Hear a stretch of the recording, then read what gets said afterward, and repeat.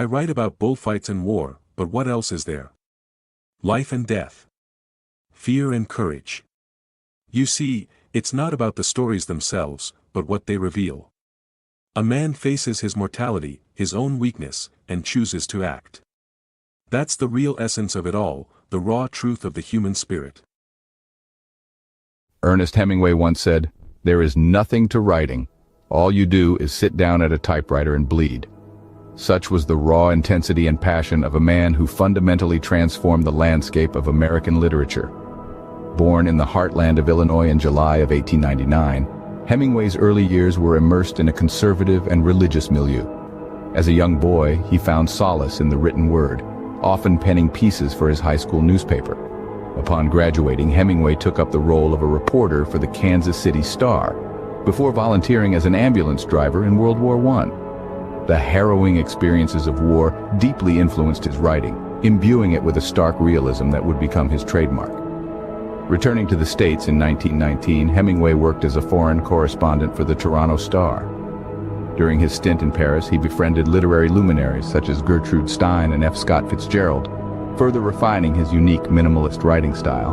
In 1923, Hemingway married the first of his 4 wives, Hadley Richardson. The couple moved to Paris, and Hemingway began publishing short stories. His first collection, In Our Time, was released in 1925 to critical acclaim, marking his arrival onto the literary scene. Hemingway's first novel, The Sun Also Rises, came out in 1926. Drawing deeply from his own experiences, the book was a commercial and critical hit, catapulting Hemingway to international stardom. He continued to write, producing timeless works such as A Farewell to Arms, For Whom the Bell Tolls, and The Old Man and the Sea, for which he was awarded the Pulitzer Prize. Hemingway's writing was noted for its brevity and focus on action and dialogue. He once eloquently explained his iceberg theory of writing. If a writer knows enough about what he is writing about, he may omit things that he knows.